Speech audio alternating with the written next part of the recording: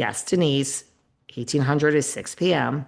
But he says, I wrap 1800 Thursday. She says, oh, for fuck's sake, I have to do the math. Confused face, confused face. Got it, minus 12. That's good for me. What part of town, Burbank? And it turns out he was at the Hilton Garden Inn. And let's see what else here. Let's see what else. If there's anything else from these texts. Nope, the Hilton Garden Inn, which is not, the nicest hotel in Burbank, but it's underrated and she's not going to be seen. So Aaron is showing these sexts and there's pictures of Denise and there's pictures of him back and it's on the same phone. So I mean, we're looking at this with our own eyes. We're seeing somebody send a picture of Denise and it says Denise. It looks like, it says from Denise. And I don't know. Yes, Aaron could send it to his burner phone. He could send it back. Sure. But I don't know. I don't know. So I feel the truth is somewhere in the middle, guys. I really do. But Denise Richards' sex are exposed, so I'm sure she's not so thrilled about that. One final, well, not one final thing, but we can't end without talking about Teresa for oh, and by the way, also just there's other things. You know what we didn't talk about? Because Aaron's claims there's so many claims out there. Aaron's claims are also, by the way, that she at one point, she takes in the animals. She loves the animals. At one point, now I'm getting PTSD on this one. At one point, she took in 58 dogs, and he was responsible for cleaning them, like cleaning up after them. And he says it was so gnarly. There was petrified dog crap under one of the girls' beds. So I guess there's dog shit under the bed. There was petrified dog crap under one of the girls' beds. It's a beautiful home, but no one picks up the mess. He paints this picture of just dog shit and dog pee everywhere. I once worked with someone in the entertainment business, and she had 7 dogs, and they didn't shut the fuck up for a minute. Now, I never wanted to go over this crazy woman's house in New Jersey, but when I did, there was dog shit and there was dog piss everywhere. There was dog shit everywhere. So when Aaron says this, I have PTSD, but I don't know. Since when do people just, is this like a thing that I don't know about? Do people just like let the dog shit in the house and we're all big one happy family and who cares what it fucking smells like?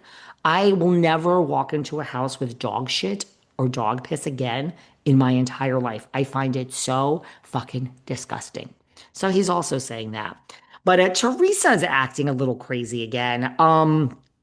She's a little delusional about RHONJ and her future, but she's home. The down under's over. To all my Aussie people, I hope you guys went out and paid the 650 US dollars or Australian, whatever the fuck it was, to get your pictures and your meet and greet with Whitney Rose and Miss Giudice. But Teresa has done an interview since she's come back, and she says, she just wants to make it very clear that all she wants to do is have fun and laugh. And it was so much fun with Whitney when she was down under. And speaking of Whitney, look at RHOSLC. Well, like, first of all, I'm giving Teresa props for even knowing there's a franchise called RHOSLC. She's like, look at them. They fight and they have so much fun.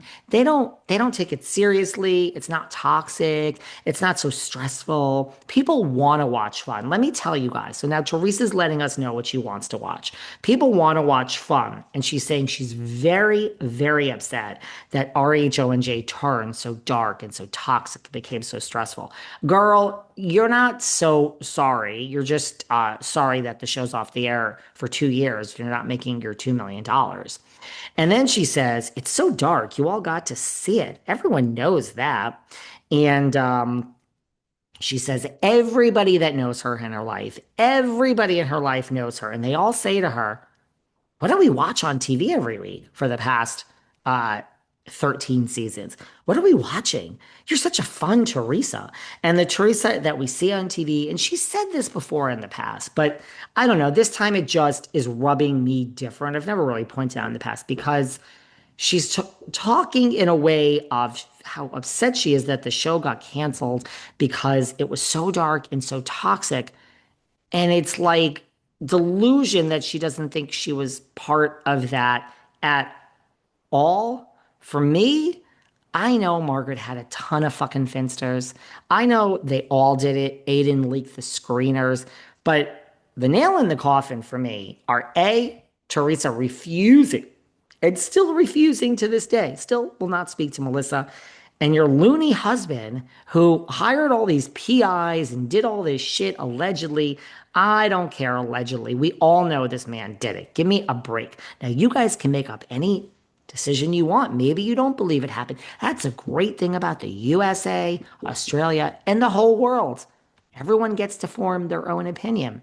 But I think it happened. So I think all this private investigator shit that Louis did and you flipped the table in the first fucking episode. What do you mean you're fun?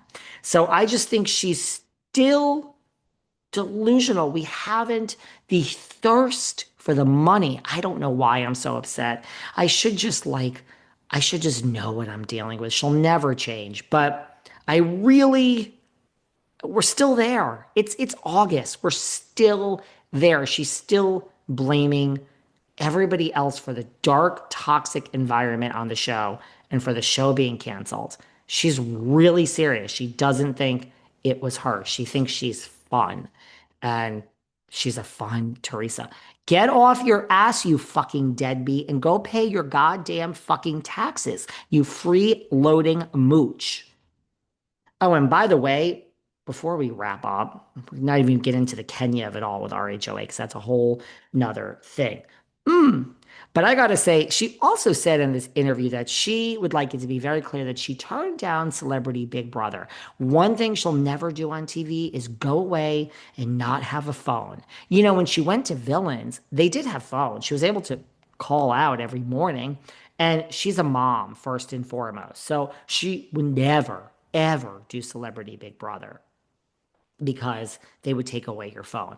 Girl, I call bullshit on this. Just like Jada Kirschenheiter is leaving RHOC if Katie Janela comes back, maybe. A bullshit, Gina. You are never, ever resigning from RHOC. There's no world in which you live where you're going to wake up and say, I'm so upset, I'm resigning from this job.